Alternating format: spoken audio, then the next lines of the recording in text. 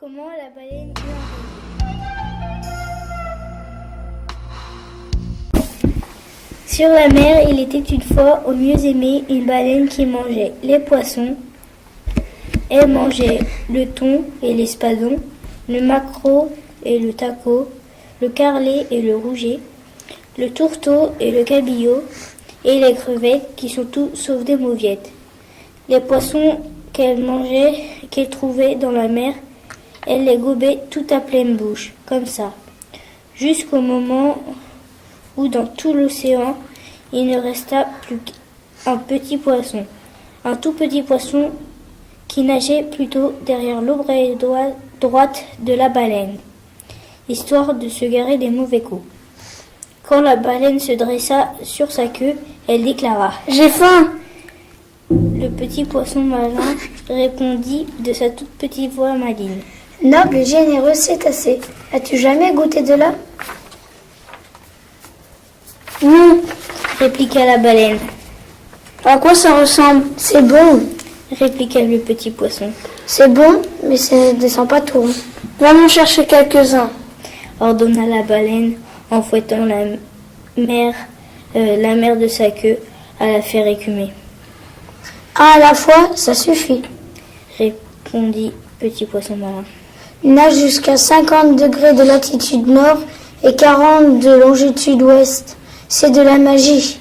Et tu verras, installé sur un radeau en pleine mer avec seulement une culotte de toile bleue, une paire de bretelles, n'oublie surtout pas les bretelles, au mieux aimé, et un couteau de poche, un marin rescapé d'un naufrage, qui, et ce n'est que justice de te prévenir, est un homme d'infinies ressources et sagacité. » Et donc la baleine se mit en route vers 50 degrés de latitude nord et 40 degrés de longitude ouest, nageant de toutes ses nageoires sur un radeau en pleine mer, avec rien sur lui, si ce n'est qu'une culotte de toile bleue, une paire de bretelles, mais bien les bretelles dans un coin de ta tête, au mieux aimé, et un couteau. Elle trouva un marin rescapé, solitaire et esselé, les orteils au fil de l'eau. Sa mère lui avait permis de barboter, sinon il ne l'aurait pas fait. Et il ne l'aurait jamais fait, car c'était un homme d'infinies ressources et sagacité. Alors la baleine ouvrit grand la bouche, mais grand, tant et si bien qu'elle parvient presque à toucher sa queue. Et elle engloutit le marin naufragé, le radeau sur lequel il était aussi assis, sa culotte de toile bleue, ses bretelles, celles-là, il ne faut pas les oublier, et le couteau. Elle avala le tout qui descendit dans l'obscurité tiède et de ses placards intérieurs, puis elle se lécha les babines, comme ça, et tourna 3 fois autour de sa queue.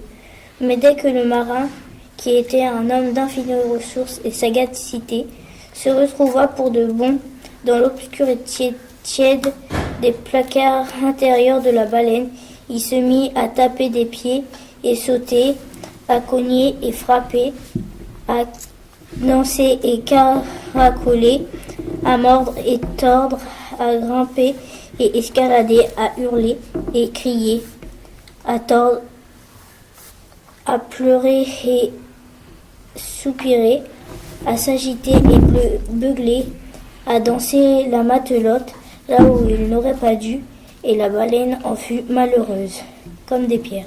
« As-tu oublié les bretelles ?»« Alors, elle dit à petit poisson malin. « Cet homme ne descend pas tout rond et en plus il me donne le hoquet. Qu'est-ce que je vais faire ?»« Demande-lui de sortir » répondit petit poisson malin. Alors la baleine cria dans son propre gosier au marin naufragé. « Sors de là et tiens-toi convenablement, j'ai le hoquet. »« Non, répliqua le marin.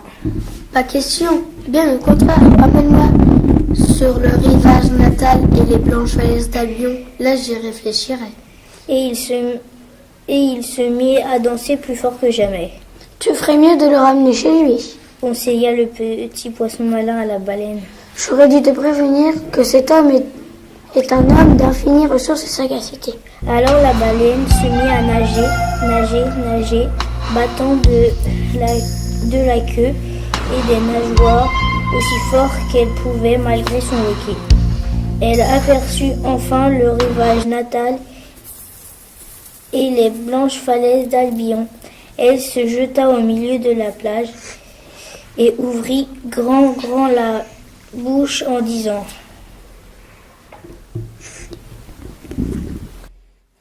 Ici, correspondance pour Winchester, Nashua, Keene et les arrêts de Fitchburg.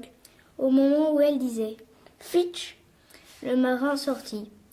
Mais pendant que la baleine nageait, ce marin qui était effectivement un homme d'infinies ressources et sagacité avait pris son couteau pour couper le radeau et le transformer en petit grillage carré solide fixé avec les bretelles.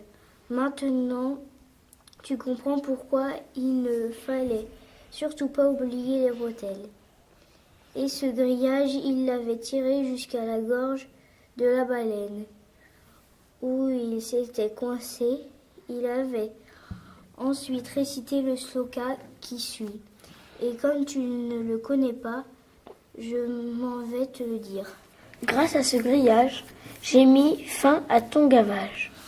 Car le marin était également un hibernian. Il mit ensuite pied à terre sur les galets et rentra retrouver sa mère, qui l'avait autorisé à se tremper les pieds, et se maria et vécurent heureux et sans histoire. La baleine fit de même. Mais depuis ce jour, le grillage dans son gosier, qu'elle ne pouvait ni avaler ni recracher, l'obligea à ne gober que de tout petits poissons. Et c'est la raison pour laquelle les baleines aujourd'hui ne mangent plus jamais d'hommes ni enfants, filles ou garçons.